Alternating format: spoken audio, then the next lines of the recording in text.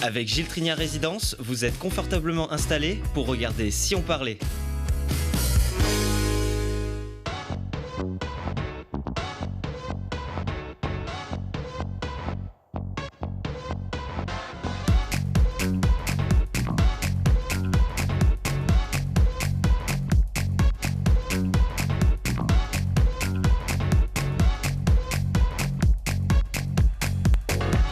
Bienvenue à tous, très heureuse de pouvoir vous présenter, vous mettre en lien à travers cet écran avec ces personnes qui sont nées pour faire le bien autour d'elles, que ce soit derrière votre porte ou à l'autre bout du monde. C'est là où nous emmène cet explorateur des temps modernes qui donc observe, qui réfléchit, qui agit avec vous face à l'urgence de sauver et préserver les biodiversités. Gravir les montagnes, les nôtres et les plus mythiques du monde pour réaliser ses rêves et donc ceux des enfants qui luttent ou ont lutté contre la maladie. Cette Iséroise repousse les limites pour eux. Et puis fini les casse-têtes pour les anniversaires, pour les team building ou juste pour vous évader dans ces mystères. Pour vos jeux, elle se plie en 4 et se met en boîte, qu'elle nous a apporté d'ailleurs pour le prouver. Cécilia Pascal, créatrice d'Escape Game. Bienvenue. Bien, merci. Pour tous ou sur mesure. Vraiment, vous allez changer la vie de ces mamans qui parfois ont un petit peu du mal à organiser des anniversaires et vous avez tout créé pour eux. Vous allez nous ouvrir aussi les portes de votre univers qui pourra nous emmener très loin tout en restant chez nous. Le Mont Blanc, le Kilimandjaro, la Concagua et d'autres sommets pour une étoile. C'est non seulement le nom de votre association, c'est le sens désormais de votre vie. Anne-Sophie de Saint-Tour, bienvenue. Merci. Vous gravissez donc ces sommets pour accompagner les enfants en rémission de leucémie. Vous nous raconterez cette histoire personnelle et vos prochains défis dans un petit instant. Explorateur, c'est porteur de légendes. Ça nous a tous fait rêver tout petit. Le métier fait rêver effectivement les tout petits, mais le rêve est parfois assorti de cauchemars bien réels, des terres polluées, des espèces menacées, des populations impuissantes. Évrard Vandenboom, c'est votre combat, c'est de secouer les consciences et d'emmener chacun d'entre nous dans cette mission qui n'a pas de frontières. Bienvenue. Bonjour, merci. Vous êtes explorateur scientifique et fondateur de Nature Évolution, une association créée pour préserver les mondes perdus et les populations qui en dépendent. C'est écrit dans le texte. Pourquoi ?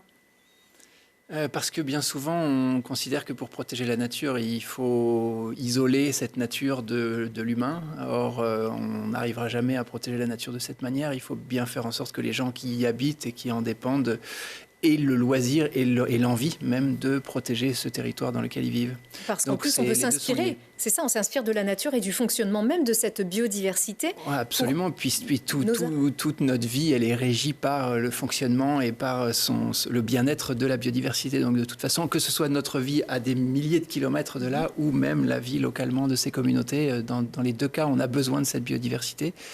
Donc voilà, aujourd'hui, notre travail d'association dépasse largement les frontières de la biologie, de la science et de la conservation au sens strict. Et on se déploie aujourd'hui beaucoup plus sur des questions humanitaires, pratiquement. Humanitaires ou de développement économique ou développement social. Parce que de toute façon, en matière de biodiversité, il n'y a qu'une planète. Il n'y a pas de frontières. Ouais. Et on est tous concernés, que ce soit ici ou à l'autre bout du monde. On vous a découvert il y a une bonne quinzaine d'années, on va dire, lorsque vous nous aviez éclairé sur un point, un nouveau presque, sur la carte du monde, le massif du Macaï à Madagascar. Jusqu'ici, inexploré car très difficile d'accès. C'est le point de départ de votre association, de votre démarche ? Complètement. J'y étais allé une première fois en tant qu'explorateur aventurier. Je n'avais pas de velléité à protéger ce bout de nature. Mais vous y êtes fait mal aussi. Mais voilà. Quand même là. Oui. Mais je suis tombé amoureux de ce coin-là. Et puis surtout, j'étais effrayé par la vitesse à laquelle les différentes forêts étaient en train de disparaître. Donc voilà, l'idée de créer une association pour essayer de protéger ce territoire est née de là. Mais alors, qui êtes-vous ? Alors, vous qui êtes originaire de Grenoble et du Grésivaudan, un scientifique, un militant, un montagnard aussi ? Je sais pas, ouais, un peu tout ça. Moi, je suis géologue de formation, mais je suis pas du tout scientifique aujourd'hui dans mon activité. Je contribue à de la recherche scientifique, mais je porte pas moi-même les recherches. Non, je suis aujourd'hui dirigeant d'association et ça fait déjà une grosse mission puisqu'on est plus d'une centaine de personnes aujourd'hui entre la France, Madagascar et l'Indonésie. 3 territoires donc d'activités, une vingtaine de projets différents. Voilà, donc je me sens plus comme un chef d'entreprise que comme un scientifique ou autre chose. Mais ce que je trouve génial dans ce métier aujourd'hui, c'est que tous les jours, je change et de destination, si je puis dire, et d'ambition presque. Là, de temps en temps, on va déployer des projets qui vont lutter pour la sécurisation alimentaire de certaines populations. Le lendemain, on fait un projet de reboisement. Enfin, je dis le lendemain. Je contribue en tout cas d'un jour à l'autre à des projets qui sont très très divers. Et là, effectivement, je suis en train d'essayer de monter une série d'expéditions scientifiques en Indonésie. Alors, le point de départ, on a compris, c'était de préserver la biodiversité en rappelant son rôle indispensable pour nous tous. J'imagine que vous avez grandi en même temps que cette association, finalement. Cette association Nature Évolution vous a ouvert votre esprit également ? Vous êtes allé plus loin ? Oui, c'est possible. Disons qu'au tout début, moi, j'avais créé l'association dans le but d'aider la recherche scientifique pour que des chercheurs aient l'occasion et la possibilité d'aller dans des territoires très difficiles d'accès, complètement oubliés, etc. Et l'objectif, c'était de pouvoir se servir ensuite des arguments et des éléments que les éléments irréfutables, on va dire, que les scientifiques pouvaient collecter, pour ensuite demander à des États, donc l'État de Madagascar ou l'État d'Indonésie, de lancer des démarches de conservation. La réalité nous a rattrapés relativement vite, parce qu'on s'est rendu compte qu'on avait beau amener des centaines de nouvelles espèces d'oiseaux, de mammifères, de ce qu'on veut, en fait, personne ne bouge. Donc, si tu veux que la nature soit protégée, il faut que tu t'y mettes toi-même, il faut que tu retrousses tes manches et que tu te dises, la science, ça suffit pas. Il faut maintenant agir concrètement avec les communautés, essayer de faire bouger les choses de l'intérieur avec les autorités locales, etc. Donc oui, il y a eu une grosse évolution de l'association. Et puis également, comme je disais à l'instant, on a beaucoup grandi, on fait beaucoup plus de choses sur beaucoup plus de projets divers. Malgré ce message aussi porté à la connaissance de tous, d'ailleurs avec un documentaire dès le début sur Canal+, qui avait alerté beaucoup de monde. Oui. Une très bonne visibilité, ça suffit pas. Non, ça suffit pas. Déjà, les données scientifiques, elles sont balayées bien souvent, à l'exception peut-être de certaines données qui touchent à l'archéologie. On a remarqué que dès qu'on fait des découvertes d'archéologie, c'est beaucoup plus porteur que tout ce qui touche à la biodiversité. Donc les civilisations sensibilisent plus que la biodiversité. Oui, il y a un attachement aux ancêtres. C'est relativement basique, mais c'est clair partout. Que ce soit à Madagascar ou en Indonésie, on vit exactement la même chose.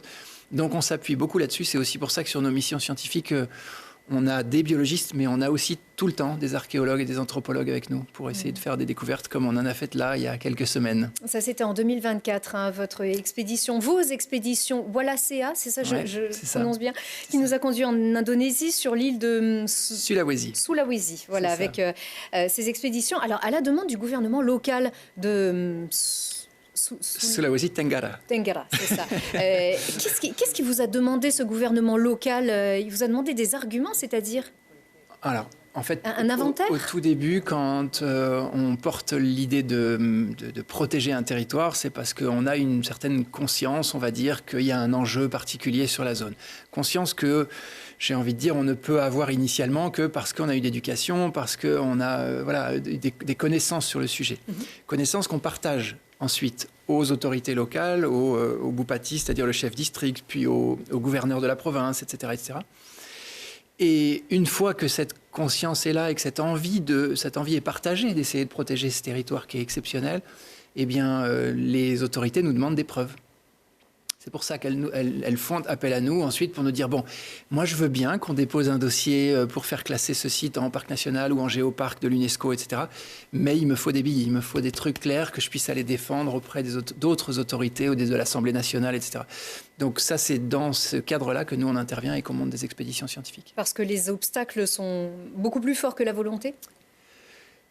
Ouais, c'est-à-dire que la situation politique et économique en Indonésie va totalement à l'opposé de notre démarche à nous, dans le sens où la protection de la nature aujourd'hui au niveau politique, en Indonésie, ça n'existe pas. C'est complètement... j'allais dire en Indonésie. Dans le monde, en ce moment, on voit bien que malheureusement, c'est loin d'être la priorité des priorités de qui que ce soit. Mais ça l'est vraiment pas du côté de l'Indonésie qui mise tout sur les ressources de la terre, c'est-à-dire soit les monocultures de palmiers à huile, de poivre, de ce qu'on veut, soit la terre elle-même, la roche. Et donc là, en l'occurrence, il s'agit de nickel. On parle d'une priorité nationale aujourd'hui. Tout le monde veut aller en Indonésie extraire le nickel. C'est le premier producteur mondial de nickel, 51%. Notamment dans cet archipel. Notamment dans ce territoire-là, effectivement. Qui s'appelle l'archipel de Sombori. Sombori, la Benki. Ouais. Voilà. 10 îles absolument paradisiaques, en apparence. C'est fantastique. Donc ça, c'est l'objet de votre prochaine mission au mois d'avril. Ouais, c'est ça. Donc ces terres qu'on voit ici, elles sont bleues, cette eau est turquoise. Pour le moment. Il y a une dizaine d'îles sur cet archipel. Ouais, et tout autour, c'est dévasté par des mines de nickel qui sont en train de fleurir comme... Enfin, ça va à une vitesse ahurissante, tout simplement pour les besoins de notre industrie automobile, puisque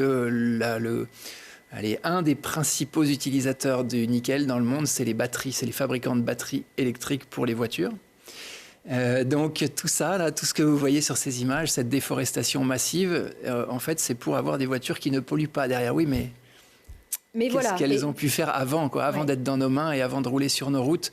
Voilà, malgré la croissance des technologies, elle aussi, pour produire de la manière la plus éthique et la plus propre sur le terrain, ça possible. n'existe pas. Il n'y a encore aucune règle qui est appliquée par les compagnies minières, donc ils font absolument ce qu'ils veulent. Tout est corrompu, tout le système est fait pour exploiter, et y compris exploiter les communautés locales qui en souffrent énormément, déjà de maladies, de maltraitance en quelque sorte, de mensonges, parce que tout ça c'est fait sans jamais leur dire quoi que ce soit. Ils sont absolument pas au courant de ce qui est en train d'arriver à leur corps, à leur nappe phréatique, au milieu dans lequel ils vivent, etc.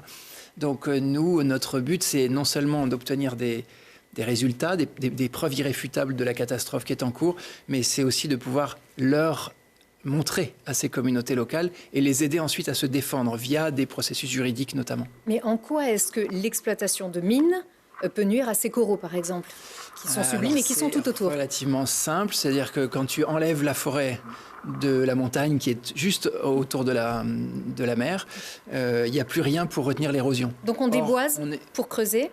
Ouais, c'est ça, on rase tout, puis ensuite on arrache tout avec des bulldozers, de la dynamite, etc.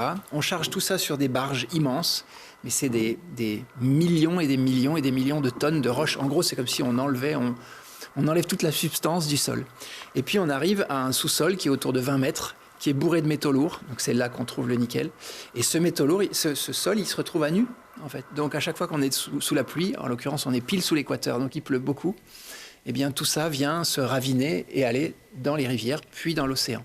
Et ça crée un excès de sédiments, mais non seulement c'est un excès de sédiments, donc déjà ça, les coraux ont du mal à y survivre, mais en plus ces sédiments sont bourrés de métaux lourds eux-mêmes. Donc ça étouffe les coraux, ça anéantit littéralement la vie localement.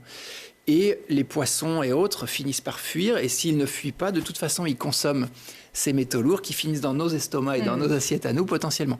Donc tout ça est absolument catastrophique, ça s'appelle un écocide, et c'est un écocide dont on ne parle jamais. Et ça n'est pas qu'une question même de respect de la nature, elle est indispensable. Ça vous le rappelez, la biodiversité, ce sont des mécanismes extrêmement simples, l'un dans l'autre, qui fonctionnent pour faire tourner la planète. Oui, qui nous assurent de quoi respirer, de quoi boire, de quoi manger, etc. Ouais. Exactement, c'est ce qu'on peut découvrir aussi d'ailleurs sur votre site internet avec des petites, vous recensez vraiment des chiffres tout simples aussi et qui doivent nécessairement heurter les consciences. On peut participer, nous, à vos missions, comment ? Bon, alors tout ce que je viens de raconter là ne donne pas trop envie, mais et pourtant... la réalité, c'est qu'il y a quand même encore des territoires absolument splendides et que les missions scientifiques dans lesquelles on fait... Enfin, c'est là qu'on développe nos missions scientifiques et on permet à des éco-volontaires, donc à vous comme moi, de participer sans forcément avoir des compétences scientifiques ou quoi que ce soit. C'est juste prêter main forte aux chercheurs, les aider à faire des observations, à porter leur matériel, à prendre des recensements d'objets archéologiques, etc. Et puis c'est pas seulement sur des missions scientifiques, on propose des missions éco-volontaires sur l'ensemble des actions que l'association porte en Indonésie et à Madagascar. Ce qui veut dire que vous pouvez être amené à construire une école, à faire un potager scolaire, à faire de la replantation de coraux, ou de la transplantation de coraux ou de la replantation d'arbres dans des mangroves, etc. On a une vingtaine de projets, et sur tous ces projets-là qui sont déployés tout au long de l'année, c'est pas ponctuel, c'est vraiment une action permanente. Les éco-volontaires peuvent nous rejoindre, et pour aussi longtemps qu'on le veut. Avec une grande chance majeure, c'est que c'est défiscalisable, de la même manière qu'un don. Ce qui veut dire que quand vous partez pour Madagascar à 3 000 €, vous pouvez en avoir seulement pour 1 000 €, ce qui est quand même un gros avantage de notre côté. et qui permet d'avoir du monde. Je dis ça parce que la démarche de partir en ayant une volonté d'agir, tout le monde ne l'a pas. Et donc, je pense que cet avantage fiscal a un grand intérêt d'un certain point de vue. Voilà. Bon, merci beaucoup, Évrard Van Den Boe, pour ce sourire déjà aussi, qui nous rend toujours optimistes. C'est pas toujours facile avec ces sujets, mais il faut persévérer. Absolument. Bien sûr. Merci. Merci beaucoup. La montagne ? Parce que là, on voit la mer. En fait, ce milieu-là, là, on a vu la mer, mais c'est très montagneux. Cette zone, c'est un massif karstique. Donc, j'ai tout le temps à grimper, à pagayer, à plonger, etc. Donc, je m'amuse beaucoup. Il n'y a pas de souci. J'ai plus besoin d'aller dans les hauts sommets. Voilà. Je pense que vous allez écouter avec une oreille très attentive, Anne-Sophie, tout de suite.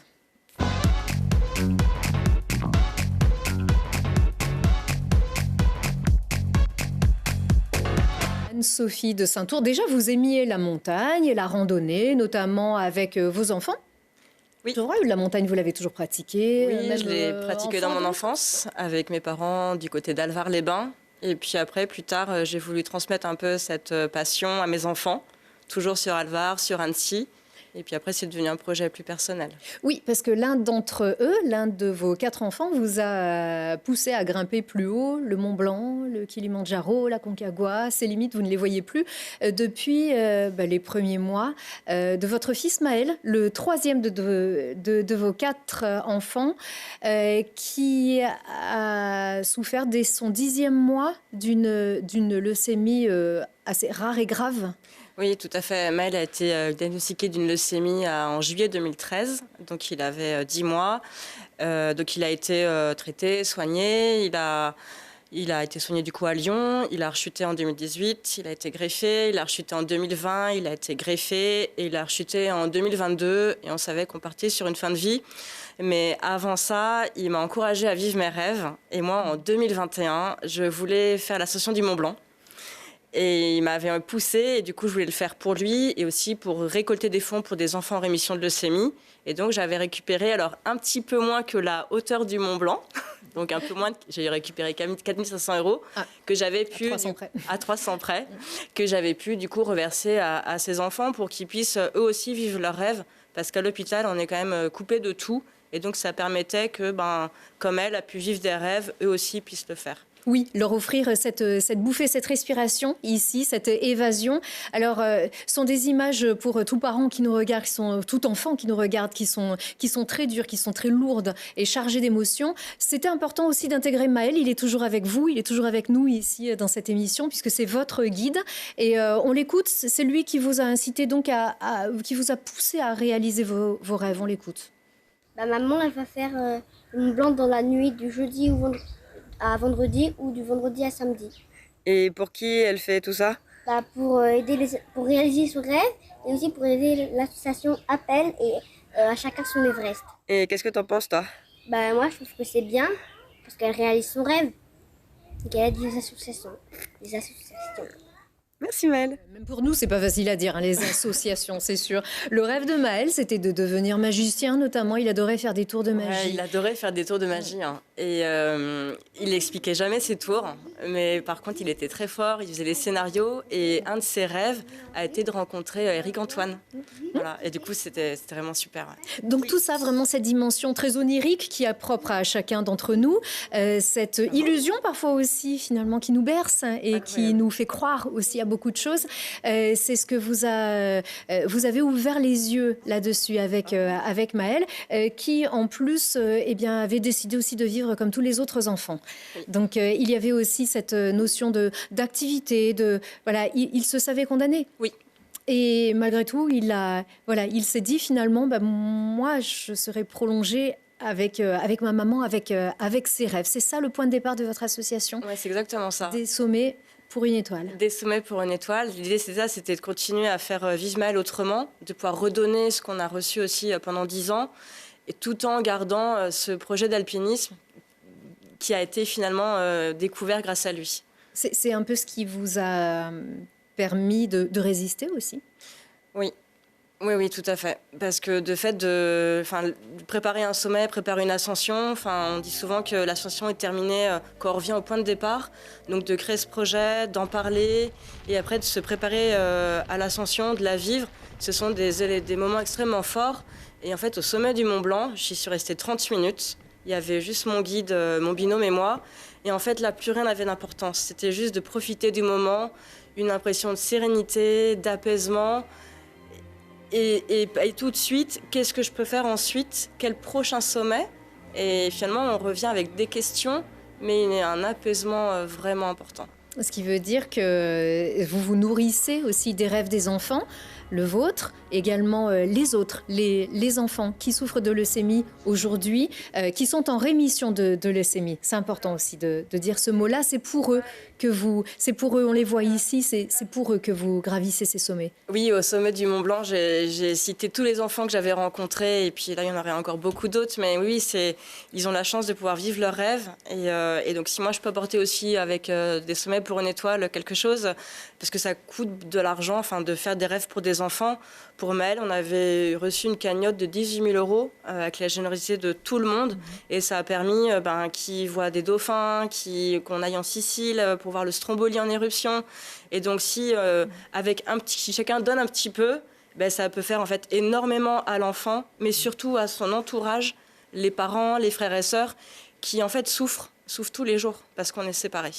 Donc, demander de l'argent, ouvrir des cagnottes, vous gravissez des sommets, même le Kilimandjaro, pour promouvoir cette action, c'est-à-dire que vous le faites pour eux, et c'est aussi pour véhiculer le plus loin votre message, le porter au plus haut en donnant énormément de vous-même. Ce sont des ascensions très difficiles qui ne s'improvisent pas. Non, c'est beaucoup de préparation. C'est en gros pour une expédition, c'est à peu près 6 mois de préparation, technique, physique, mentale aussi. Et oui, et l'objectif, c'est d'aller le plus haut possible et puis de revenir après rempli d'énergie à redonner aux enfants et puis à l'entourage. Et des histoires à leur transmettre. Vous rencontrez les populations aussi. Vous êtes accompagnés là-bas. Oui, alors pour le Kilimandjaro, on était accompagnés avec les porteurs et les mules, mais les porteurs surtout. Et du coup, on crée du lien. Et moi, après, j'ai pu rencontrer des Maasai aussi. Donc ça m'a permis de voir un peu la culture locale complètement différente de la France. Et de pouvoir rentrer, leur raconter des histoires. Ouais. Et oui, c'est finalement leur mettre le monde à leur porte, justement à tous ces enfants. Elle est toute jeune, cette association. Là, ça y est, elle est créée. Oui, ça y est, elle a quelques mois, elle est créée, donc il n'y a pas d'adhérents pour l'instant, mais l'idée c'était de lancer le projet. Alors il y a l'association des sommets pour une étoile, et puis le projet que je porte est un projet sur 3 ans. L'idée c'était d'avoir une symbolique. En gros, c'est 4 sommets pour les 4 lettres du prénom de Maëlle. Et l'idée, c'est de réaliser tous ces sommets d'ici 2027, avec chaque fois un sommet qui porte son nom. Donc là, je pars en Alaska dans un peu moins de 3 mois pour réaliser l'ascension du mont McKinley, qui est la lettre M pour Maëlle, qui culmine à 6190 mètres. Et c'est une expédition d'1 mois en autonomie totale. Puis d'autres suivront aussi partout à travers le monde. La Concagua aussi, un sommet mythique qui a une histoire aussi avec nos territoires. C'est aussi, alors pour vous, le moyen de montrer qu'il n'y a plus de frontières, qu'il n'y a pas de limites. Aussi, quand on se bat, il n'y a pas de limites. Donc, c'est votre vecteur à vous pour pouvoir collecter ces petites sommes, cette somme de petites sommes finalement, oui. Pour les enfants. Pourquoi votre association? Il y a des associations aussi, et un certain nombre, qu'elles soient locales, qu'elles soient nationales, pour les rêves des enfants. Pourquoi votre association, c'était important de la créer? C'est important parce que c'était pour pas oublier Maëlle, pour le faire vivre autrement, et aussi parce que dans la courbe du deuil, il y a cette étape, et la dernière étape, c'est comment donner du sens au départ de quelqu'un et comment se reconstruire. Et ma façon à moi, c'était de créer cette association pour dire, je fais ces sommets, cette étoile, elle est là-haut, mais tout le monde a une étoile finalement, quelque part. Et donc, si ça peut aussi inspirer quelqu'un qui a perdu un enfant, de dire, la vie ne s'arrête pas, je continue. Et c'est pas facile tous les jours, je pense tous les jours à Maëlle, mais je me dis, ça me donne l'occasion d'avancer. Et moi, finalement, Maël, il vit en moi via cette association-là. S'il avait été encore là, je ne l'aurais pas fait, je pense. C'est construire, c'est un petit peu ça aussi le message que vous pouvez transmettre à chacun, la manière de s'approprier le deuil, de le vivre aussi, de s'approprier une longue maladie aussi. C'était pour vous de construire, voilà, tout de suite poser des petites pierres et puis c'est quelque chose qui vous permet de respirer.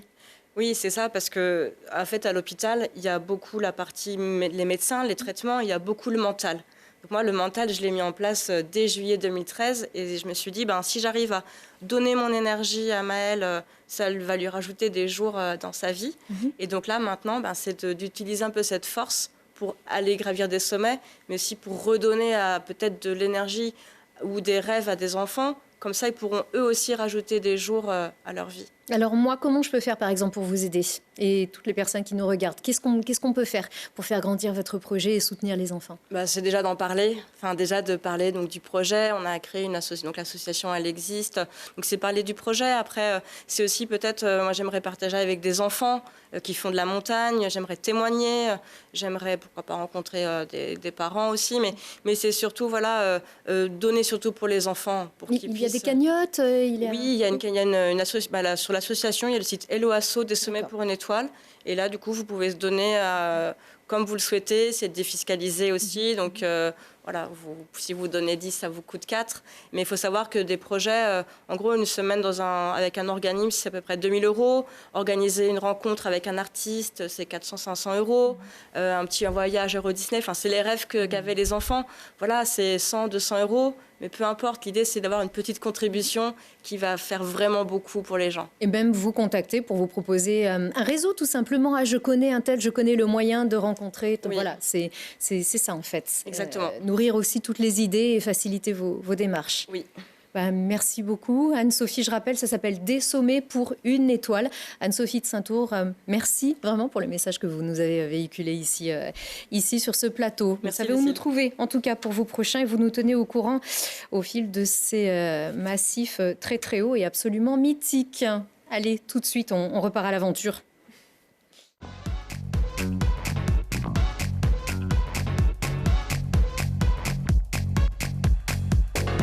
Le lapin blanc, c'était pour le lapin blanc.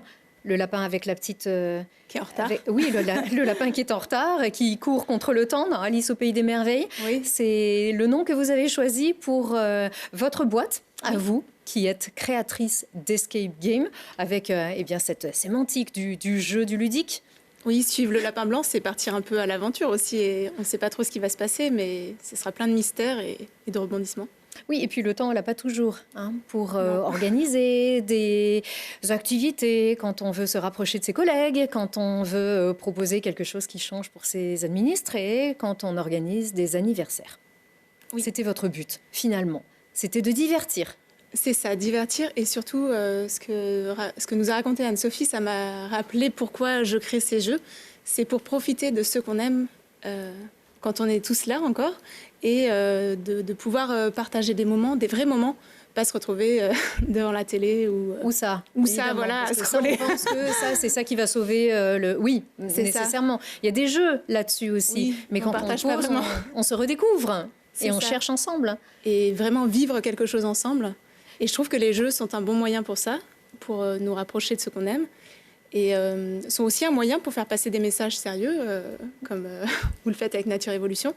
Ou redécouvrir ce qu'on n'aime pas. Non mais, oui, aussi. Pourquoi pas? Non mais c'est vrai que vous créez aussi pour les team building. On peut avoir plein d'a priori sur son nouveau collègue. Tout à fait. Et finalement, en cherchant ensemble, en cherchant des solutions, en mettant toute une stratégie, on se dit mais en fait je suis bête, il est pas si voilà. C'est vrai qu'avec non mais c'est aussi le but. Ouais, ça peut permettre de mettre en avant un peu les atouts des uns et des autres et finalement découvrir des compétences insoupçonnées d'un collègue. Qui n'était pas valorisé sur ça. Par exemple, c'est vraiment pour vous illustrer jusqu'où vont vos activités. Donc à Lapin Blanc, il n'y avait pas nécessairement de spécialité au départ. Peut-être je sais pas, qu'est-ce qui peut faire le lien entre vos différents escape games, le mystère, l'énigme. C'est pas nécessairement difficile. C'est des petites choses parfois marrantes. Oui, le lien, c'est les énigmes, c'est s'amuser. Et moi, ce que je veux, c'est vraiment apporter des moments de partage et de jeu et de joie aux gens, que ce soit au sein de l'entreprise, que ce soit dans le cercle familial, avec les amis. Il ne faut pas forcément se creuser les méninges. Parfois, c'est assez simple. Un peu quand même. Ah, quand même. Parce que Non, c'est mais ça après- qui peut aussi nous rebuter parfois en se disant ça y est, on va devoir réfléchir, il faut s'investir. Parfois, ça vient tout seul. On se met tout de suite dans le Ouais, dans le c'est ça. jeu. Ce que j'aime dans les escape games par rapport peut-être aux jeux de société, c'est qu'il y a un côté un peu plus immersif. On nous raconte une histoire, on est là pour résoudre une quête, et finalement, du coup, on se laisse embarquer. Voilà, si on lâche prise, on se laisse embarquer par l'intrigue. Et ça nous porte. On n'a pas besoin d'apprendre des règles, de comprendre vraiment la mécanique du jeu. Et effectivement, je propose des jeux d'énigmes de difficultés variées pour ceux qui aiment se creuser les méninges ou ceux qui préfèrent des choses plus légères. D'accord. Donc, il faut forcément inventer une histoire au départ. Oui. Donc, des histoires qui peuvent être des histoires de pirates, des histoires polars, peut-être un peu aussi. Alors, tout est possible. Tout est possible. Votre univers, vous avez des petites préférences quand même comme vous avez choisi Ma le lapin préférence, blanc. c'est de varier les plaisirs. Donc, j'aime bien créer des choses ultra variées. Et surtout, trouver des énigmes qui vont utiliser des mécaniques différentes, des objets surprenants. Moi, c'est ça un peu mon guide, c'est pouvoir mettre des étoiles dans les yeux des gens. Donc, trouver un petit truc qui va être étonnant, qui les amusera. Alors, des étoiles dans les yeux des mamans qui organisent des anniversaires. Ça, c'est exactement la tête que je fais quand je reçois des enfants à la maison, radieuses, heureuses, voilà, au calme. C'est heureusement ce que vous préférez, c'est de mobiliser ces petits autour d'une intrigue avec, alors je ne sais pas si je prononce bien, le trésor de Sapta-Rasa. Oui, Trésor de Sapta-Rasa. C'est un escape game façon chasse au trésor pour les anniversaires des enfants, 6-11 ans, et du coup, qui est clé en main. Donc, on n'a rien à écrire, on n'a pas de petits papiers. Il y a des petites choses à préparer, mais c'est très, très léger. Moi qui suis maman aussi de 2 jeunes enfants, je sais ce que c'est d'être débordée par le quotidien, d'avoir envie du meilleur pour ses enfants, mais de ne pas avoir le temps pour le faire. Donc, moi, j'ai créé un jeu pour aider les parents qui veulent proposer une super animation pour leur anniversaire et qui veulent n'avoir rien à faire. Tout est déjà prêt. Donc, soit on a dans une boîte ce coffret, voilà, qu'on peut commander sur votre site internet. sur mon site internet, exactement. D'accord. C'est Et, petit, ça rentre bien dans la boîte. Et là, déjà, voilà. des ballons. Qui sait gonfler des ballons ici? Non, on n'est pas obligé. Il y en a toujours Non, un qui sait faire. On trouvera de toute façon. quelqu'un Voilà. ou une petite pompe, je sais. Voilà, une petite pompe. Ça, c'est bien. Oui, après, il y a toujours un petit livret avec toutes les explications, comme on voyait sur la photo tout à l'heure. Ouais. La maman qui découvre le jeu. Les instructions. Donc, pour avoir la connaissance du jeu, pouvoir décoincer les enfants s'ils sont bloqués sur une énigme, même si après, ils sont en autonomie pour jouer. D'accord. D'abord, elle doit travailler un peu pour être sûre d'avoir toutes les... Pour avoir un peu l'assurance de connaître mieux que les enfants, mais finalement, D'accord. ils y arriveront peut-être mieux. Hein. Oui, certainement. En tout cas, ça se contrôle. On ne les laisse pas tout seuls. Donc, des instructions. Non. Et surtout, des checklists pour pouvoir mettre facilement en place le jeu. Voilà, c'est tout expliqué, il y a juste à se laisser porter. On suit les étapes un à un, pas besoin de brancher le cerveau. Et on l'adapte à toute la maison, tout Et type de... Que on ce va soit aller- maison, appartement, jardin. En intérieur, en extérieur. D'accord. On va aller cacher voilà, des différents éléments dans la maison Ah, pour petit que serpent. les enfants découvrent voilà, des petites fiches et des petites énigmes à résoudre. D'accord. Qui nous conduisent vers un autre, À la puis un autre. Voilà, c'est en mode chasse au trésor, donc c'est vraiment... on résout une énigme, on trouve un lieu, les enfants se précipitent vers le lieu en général. Pas vraiment dans le calme, mais Non, oui, mais tant qu'ils se trouvent les- précipitent, c'est... ils trouvent l'élément suivant, ils résolvent l'énigme, etc. jusqu'à la fin, le trésor. Et juste pour vous montrer un petit peu... Oui. Donc Ah, les ça nous visuels rappelle de un ce peu... jeu, non, on est où là? un On peu est sur quelle l'Indonésie, île, peut-être. Évrard on se trouve ici. C'est aussi coloré que les images qu'on a vues tout à l'heure. Bah oui, il y a des belles tortues. Il y a une grande tortue, Oui. d'ailleurs. Des serpents, des tortues. C'est Anna Griot, une illustratrice jeunesse, qui a fait les illustrations pour ce jeu, parce que j'aime beaucoup travailler avec des illustrateurs, illustratrices professionnels pour pouvoir créer un jeu qui soit aussi beau. Je pense que ça aide à passer un bon moment. Et puis travailler avec des gens dont c'est le métier plutôt qu'avec l'IA, par exemple. Par exemple, cette fameuse LIA. Et on peut aussi colorier, c'est-à-dire ils peuvent participer à... Oui. Alors, il y a plein Voilà. de petites activités et les énigmes sont très variées. Il y a des moments donc on se pose. Voilà, là, il y a un coloriage, mais un petit peu mystérieux à faire. Il y a des moments où on doit décoder quelque chose. Des moments plus manuels, donc un message secret à faire apparaître avec un sèche-cheveux. Donc ça, les enfants, c'est génial. magique pour eux. ou même appeler un numéro de téléphone et c'est le répondeur qui donne une information. Donc là aussi, c'est un peu Ah oui, ok. étonnant pour eux. Le téléphone, ça va les amuser. Donc, en tout cas, ça les occupe pour un moment. Voilà, et donc le fait qu'il y ait ces énigmes variées, ça crée vraiment une dynamique, des temps qui se posent, qui sont un peu calmes, la dynamique qui relance avec un autre jeu ensuite. Et donc, ça occupe les enfants non-stop. On perd personne pendant 1 heure. Personne Une ne heure peut de bouder, tranquillité. hein. Normalement, c'est voilà, Pour 1 heure les tranquillité. parents. Mais voilà, on se bagarre pas. Non, là, en l'occurrence, c'est Non, d'accord. ça- Il y a un Ça trésor. marche bien. Oui, alors le trésor, c'est aux parents de le choisir, hein, puisque faut que ce soit d'accord. adapté quand même, Il faut quand même y penser. aux enfants. Voilà, il y a quand même des petites choses à préparer. Mais ça peut juste être le gâteau. Hein. Oui, bien sûr. Ou les qu'ils soient cadeaux pas cachés amenés par ou les enfouis dans le copains. jardin, ce serait dommage.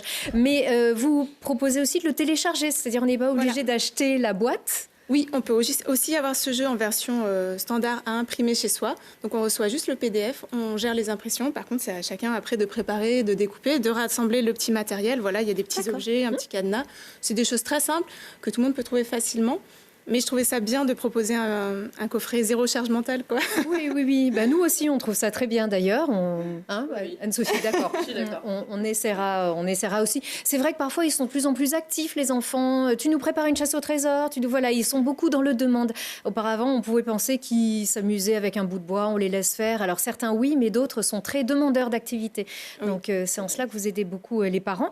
Et les grands aussi, puisque grands-enfants, les soirées films, les soirées raclette, c'est bien, mais il y a aussi les soirées défis gastronomiques. Et là, vous venez au secours des adultes pour animer leur soirée. Qu'est-ce que c'est que ça?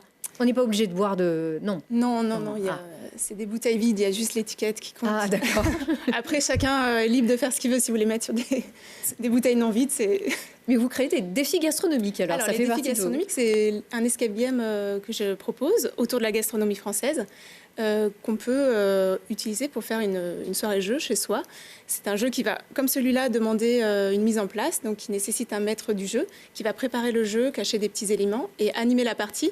Alors ce jeu, il est sympa à faire avec 2 équipes qui vont un peu se tirer la bourre et en général, il y a vraiment une bonne ambiance et tout le monde se précipite à la fin pour avoir le dernier élément en premier, même si...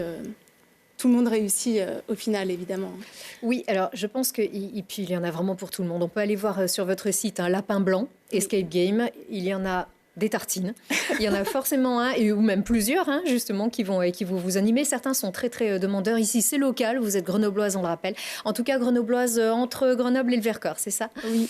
Voilà. Et également, on a vu tout à l'heure un escape game au Grand Séchoir de Vinay. Donc, les professionnels font aussi appel à vous pour créer des escape games sur mesure. Tout à fait. Oui, parce que je travaille aussi pour les collectivités, les musées, les hôpitaux, pour créer des jeux vraiment sur mesure. Donc là, c'est soit des jeux pour de l'événementiel, comme prochainement pour la fête du vélo avec le SMAG, ou bien c'est des jeux permanents, comme le jeu dont vous parliez au Grand Séchoir. Donc c'est un escape game qui permet de visiter ce musée, le musée de la Noix à Vinay.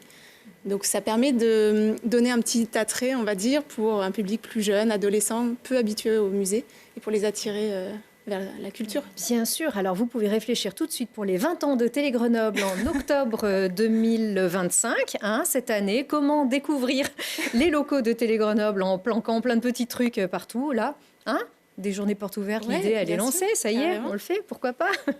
Je vous laisse vous arranger avec notre direction, mais ça serait vachement marrant. Merci beaucoup, Cécilia Pascal, donc créatrice d'Escape Game. On a 30 petites secondes pour un petit bon plan. Allez, tout de suite.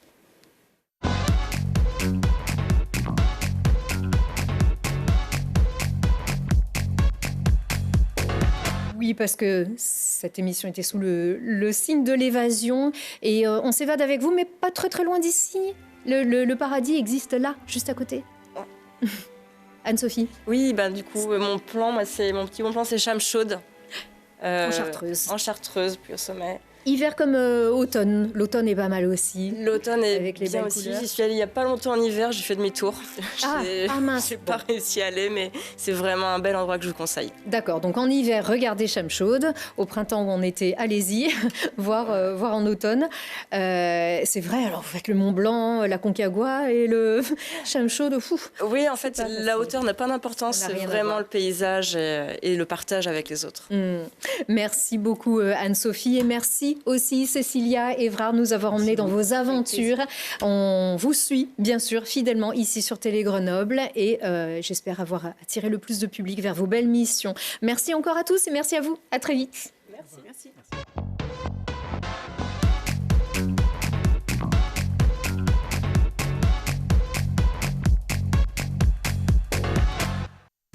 Vous avez profité de Si on parlait avec Gilles Trignat Résidence.